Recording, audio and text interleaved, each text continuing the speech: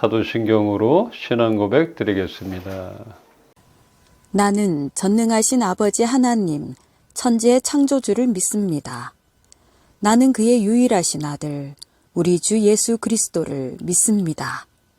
그는 성령으로 잉태되어 동정녀 마리아에게서 나시고 본디오 빌라도에게 고난을 받아 십자가에 못 박혀 죽으시고 장사된 지 사흘 만에 죽은 자 가운데서 다시 살아나셨으며 하늘에 오르시어 전능하신 아버지 하나님 우편에 앉아 계시다가 거기로부터 살아있는 자와 죽은 자를 심판하러 오십니다.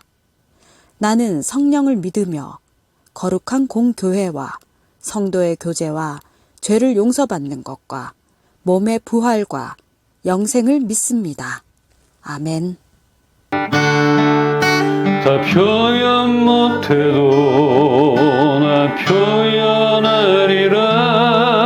다 고백 못해도 나 고백하리라. 다 알 수 없어도 나 알아가리라. 다 닮지 못해도 나 닮아가리라. 다 표현 못해도 나 표현하리라. 다 고백 못해도 나 고백하리라. 다 알 수 없어도 나 알아가리라. 다 닮지 못해도 나 닮아가리라. 그 사랑 얼마나 아름다운지, 그 사랑 얼마나 날 부욕해 하는지, 그 사랑 얼마나 크고 놀라운지를, 그 사랑 얼마나 나를 감격하게 하는지, 그 사랑 얼마나 아름다운지, 그 사랑 얼마나 날 부욕해 하는지, 그 사랑 얼마나 크고 놀라운지를, 그 사랑 얼마나 나를 감격하게 하는지, 나를 감격하게 하는지, 한 번 더 나를 감격하게 하는지. 아멘. 우리를 향한 그 사랑, 우리가 그 사랑에 감동하여 이 자리에 나왔습니다. 오늘도 말씀하시는 하나님, 우리 각자를 깊이 있게 가장 알맞게 만나 주시옵소서. 새롭게 하실 주님을 기대하며 예수 그리스도 이름으로 기도합니다. 아멘. 자, 함께 나눌 말씀 마가복음 1장 9절로 11절 한 절씩 보겠습니다. 그때 예수께서 갈릴리 나사렛으로부터 와서 요단강에서 요한에게 세례를 받으시고 곧 물에서 올라오시되 하늘이 갈라짐과 성령이 비둘기같이 자기에게 내려오심을 보시더니, 함께 봅시다. 하늘로부터 소리가 나기를 너는 내 사랑하는 아들이라 내가 너를 기뻐하노라 하시니라. 아멘. 예수님은 세례 요한에게 물로 세례를 받으시며 짧은 공생애의 시작을 알리셨습니다. 그 당시 죄인들을 회개시키려 베푸는 이 요한의 세례는 예수님을 죄인과 동일시시키는 그런 의미를 갖기 때문에 예수님은 세례를 받음으로 완전한 인간의 몸으로 죄를 짊어지는 자가 되셔서 구원을 완성시키실 그 사명을 따르게 된 것입니다. 또한 예수님이 세례를 받으신 후에 하늘로부터 뭐가 임했다 그랬어요?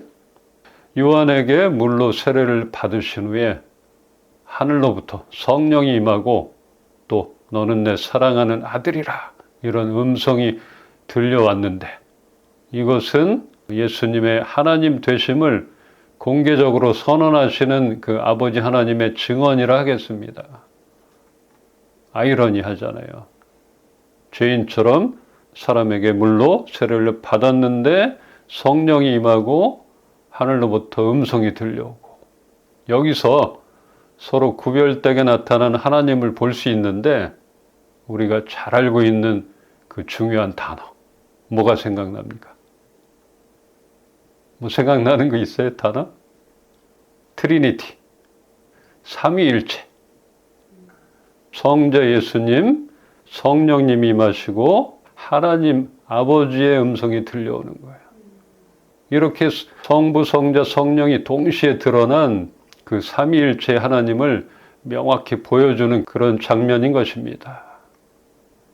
그 자리에 있던 사람들은 예수님이 죄인처럼 요한에게 세례받는 것 그것만 알고 예수님이 하나님 되심을 몰랐을 것이에요. 이 세례 줬던 세례 요한만 알았을 것이에요. 자기의 사명을 알았기 때문에. 이렇게 평범한 목수의 삶을 살다가 멋지게 사역의 시작을 알리신 예수님이시건만 그분이 가장 먼저 겪게 된 것은 정말 아이러니하게 40일 동안의 광야 생활이었습니다.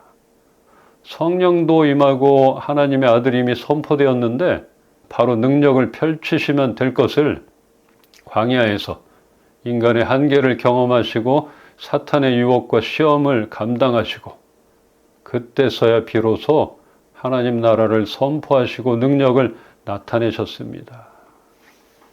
예수님이 굳이 시험을 받으실 그런 의미, 받지 않아도 된 그런 시험을 받으셨잖아요. 그런데 그런 의미에 대해서는 몇 차례 말씀을 통해 나누었는데 하나님의 아들이며 성령님과 함께 하시는 예수님이시지만 끝까지 낮아지시어 우리들의 연약함을 이해하시고 동정하시고 품으시려 그 고난의 시간을 감당하셨던 것입니다. 우리와 같이 인간의 몸으로 오셨고 우리를 품으시고 체휼하시고 이렇게 우리를 향한 이러한 사랑을 기반으로 예수님의 짧지만 강력하고 험난한 사역이 시작됩니다. 며칠 전에 그 예수님의 발자취를 따라가는 그 성지순례를 본 적이 있어요. 그걸 보면서 이렇게 말씀을 보니까 또 새롭게 와닿는 것들이 있더라고요. 우리가 성경을 읽고 쓰고 듣고 했던 그런 말씀의 장소를 직접 가서 본다면 느낌이 다를 것입니다. 한 번쯤은 꼭 가봤으면 좋겠어요. 우리 EMB 식구들 정말 여건이 된다면 함께 성지순례 꼭 가보도록 합시다. 근데 이스라엘을 그 땅을 좀 가야지만 이게 와닿을 것 같아요. 예수님은 국내파셨어요. 해외를 못 나가보신 것 같아요. 그래서 이스라엘 땅이 좀 안정이 돼야지 가서 볼 텐데 그런 마음이 듭니다. 이렇게 예수님의 사역은 하나님 나라를 가르치고 제자를 삼는 일이었습니다. 그리고 사람들에게 가장 절실한 그런 일이지만 사람의 힘으로 할 수 없는 일 뭐가 있었을까? 네, 병을 고치심과 귀신을 쫓아내는 일이었습니다. 이렇게 하나님 나라를 가르치시고 제자를 삼으시고 병 고침과 귀신을 쫓아내신 일, 지금 우리의 삶 속에서도 가장 절실한 일일 것입니다. 육체의 병으로 고통받는 사람들이 자신의 병을 고치기 위해 얼마나 노력하고 있어요. 또 이 병만 고칠 수 있다면 건강하게 살려고 뭐 좋다는 것은 다 먹고 찾아다니고 무슨 일이든 하게 되잖아요. 근데 또 예전에도 귀신 들린 사람들이 많은 것 같은데 지금도 정신적인 병, 분노, 우울증, 뭐 원인 모를 장애들이 얼마나 많습니까? 근데 예수님의 사역은 그 영역을 모두 해결해 주셨던 것입니다. 지금 뭐 이런 능력이 있다면 믿지 않을 사람이 있을까요? 불치병이 고쳐지고 분노가 사라지고 막 이러면은 전도가 팍팍 되겠죠? 얼마나 대단해요. 그래서 지금도 병고침, 귀신 쫓아내는 이런 곳에 사람들 몰리는 것. 그러니까 사람들이 가장 필요했던 것들을 예수님께서 그 부분을 담당했다. 이렇게 여겨집니다. 우리 마태복음 한번 보겠습니다. 마태복음 8장 16절에서 17절을 함께 보겠습니다. 저물매 사람들이 귀신 들린 자를 많이 데리고 예수께 오거늘 예수께서 말씀으로 귀신들을 쫓아내시고 병든 자들을 다 고치시니 이는 선지자 이사야를 통하여 하신 말씀에 우리의 연약한 것을 친히 담당하시고 병을 짊어지셨다 함을 이루려 하심이더라. 아멘. 사람들은 예수님의 사역 중에 병을 고치고 귀신을 쫓아내는 이 능력 때문에 몰려왔을 것입니다. 거기 가니까 기적이 일어나고 얼마나 대단했겠어요.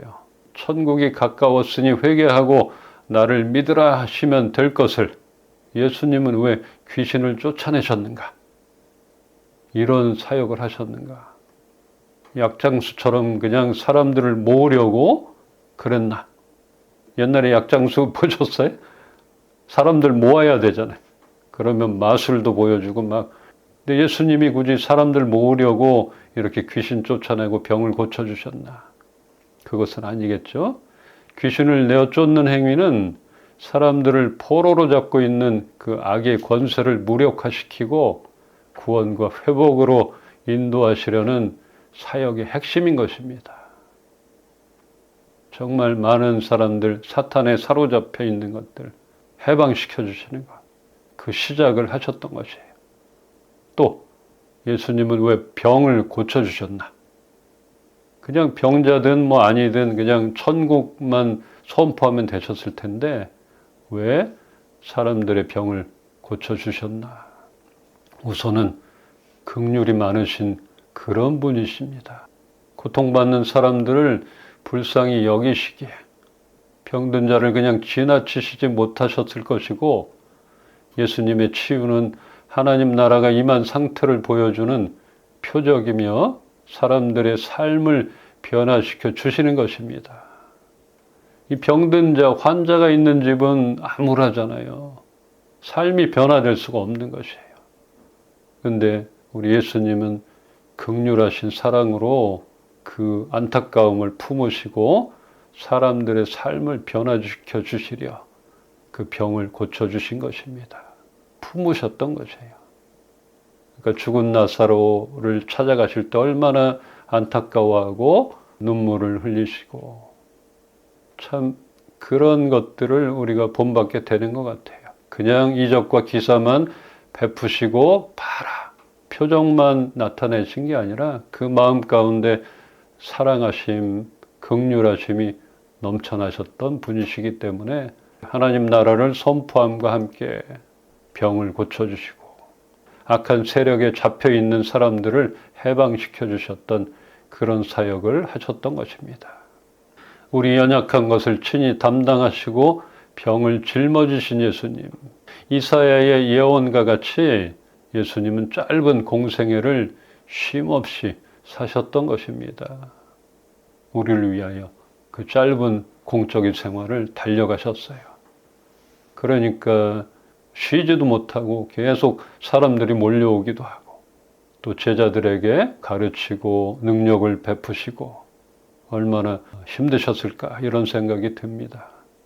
예수님의 그 치유 사역은 하나님의 사랑과 권능이 아픔과 고통 속에서도 임한다는 그런 것입니다. 아픔과 고통, 소외된 자, 그들에게 하나님의 사랑과 능력이 임했던 것이에요. 또한 치유가 단순한 그런 신체 회복을 넘어 마음과 영의 회복으로 하나님 나라가 임하고 있다는 증거를 예수님은 나타내 보이셨습니다. 예수님은 너희 믿음이 너를 낫게 했느니라. 믿음이 치유를 이끈다. 믿음이 치유의 동반자라 할 수 있겠습니다. 그냥 예수님이 손만 대어도 고쳐주셨어요. 그런데 예수님은 너의 믿음이 너를 낫게 했다. 이렇게 말씀하셨어요. 우리가 간절하게 예수님을 믿고 하나님의 능력을 믿으면 이렇게 완전한 치유, 회복을 볼 수 있다는 것이에요. 그러니까 지금도 의술, 이런 치료와 함께 신앙적인 믿음이 회복 과정에 함께 작용한다는 것, 이것을 의심할 여지가 없는 것입니다. 의술의 힘, 이것만 의지해서는 안 된다는 것이죠. 우리의 믿음, 함께 병행이 돼야 된다. 그래서 우리는 기도하며 또 병원 치료를 받고 또 몸을 잘 돌보는 것들 중요하지만 우리는 절대자 하나님 그분께 매달릴 필요가 있는 것입니다. 그래서 우리가 병들고 연약하고 어려운 환경이 있을 때 함께 나가는 것이죠. 믿음을 가지고 회복 과정에 함께 작용하는 이런 영적인 부분을 우리가 배제해서는 안 된다 하는 것입니다. 치유는 몸, 마음, 영의 완전한 회복을 의미합니다. 예수님의 치유는 죄 용서와 함께 시작되고 믿음이 먼저 나아가야 전인격적인 치유로 이어지는 것입니다. 죄 용서, 회개하라 이런 말씀하셨잖아요. 그런데 내가 암이든 불치병인데 회개한다고 뭐가 낫겠어요? 죄와 무슨 상관이 있어요? 일반 사람은 그러잖아요. 그러나 예수님의 치유는 죄 용서와 함께 시작되고 또 우리의 믿음을 보시고 그때야 비로소 전인격적으로 치유가 시작된다 하겠습니다. 우리 교회의 그 두 번째 릴레이 성경 쓰기가 시작되어서 지금 출애굽기 거기를 지나고 있습니다. 근데 이 출애굽기 중반부터는 굉장히 좀 재미없어요. 어려워요. 성막과 제단을 만드는 방법과 제사장을 세우는 일 이런 것들 나오잖아요. 그리고 그 백성들이 여호와 앞에 행해야 하는 율법 그런 얘기가 계속됩니다. 우리가 쓰고 있는데 순서가 잘못 걸리면 너무 길고 어려운 그런 장을 쓰게 됩니다. 성경을 쓰는 것, 눈으로 보고 쓰고 읽으면서 하고 3번 정도가 되는 것 같아서 너무나 좋습니다. 이렇게 하나님 앞에 목숨을 걸고 나가야 했던 그 출애굽 당시의 제사장들, 그 이스라엘 백성들, 이렇게 하지 않으면 안 된다. 이런 율법들이 얼마나 많이 나와요. 근데 지금 우리 얼마나 감사합니까? 하나님 앞에 그냥 있는 모습 그대로 나갈 수도 있고 그래도 받아주시고 우리를 처단하지 않으시고 우리를 기다리고 계신다는 이 사실에 감사할 수밖에 없습니다. 이것은 예수님의 희생과 순종으로 우리가 얻게 된 은혜인 것입니다. 예수님께서 그렇게 길을 열어 놓으셨던 것이에요. 오늘 말씀을 통하여 우리는 병고침과 귀신을 쫓아내는 예수님의 능력에만 초점이 맞춰져서는 안 됩니다. 하나님 나라를 가르치시는 예수님, 우리의 상태로는 절대로 다가갈 수 없었던 하나님께 갈 수 있는 길을 열어주셨던 예수님, 그분을 기억해야 합니다. 왜 병든 자를 고쳐주시고 귀신을 쫓아내셨는가? 사람들을 삶을 회복시켜 주시고 이게 필요한 거잖아요. 지금도 마찬가지잖아요. 영적인 문제 얼마나 심각합니까? 또 육적인 병들 얼마나 심각해. 그냥 삶을 살아갈 수 없는 그런 일들을 우리 예수님은 회복시켜 주셨던 것. 그것에 초점을 맞추셨던 것. 참 감사한 것입니다. 그냥 회개하라. 그냥 너의 잘못이다. 너 지옥 갈 거다. 이런 저주가 아닌 것이에요. 필요를 채워주시고 필요한 자들에게 먹을 것을 베풀어 주시는 것들. 오병이어의 기적들도 보게 되고 이것은 다른 신으로서는 찾아볼 수가 없는 것이죠. 왜냐하면 예수님은 완전한 인간의 몸으로 오셨기 때문에 배고픔도 아시고 고통도 아셨던 분입니다. 다시는 우리를 죄가 다스리지 못하게 완전한 치유와 회복해 하신 예수님의 그런 발자취 기억하길 소망합니다.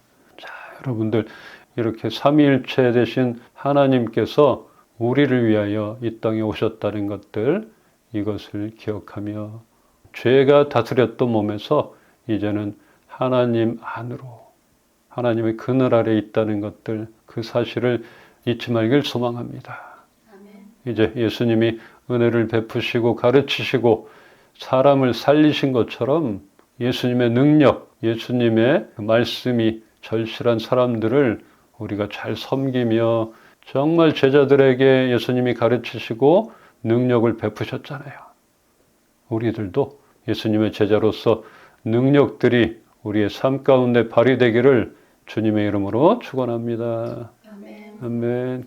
오늘도 말씀 가운데 우리를 만나주시고 그 하나님의 사랑, 긍휼하심을 우리가 몸소 체험하고 알아가는 시간 되게 하여 주셔서 감사함을 드립니다. 우리의 육체의 연약함과 영적인 연약함들 다 만져주시고 치유하신 하나님, 예수님 그분 말씀, 그분의 능력 가운데 나감으로 완전한 회복을 얻는 우리 이은빛 식구들 되게 하여 주시옵소서.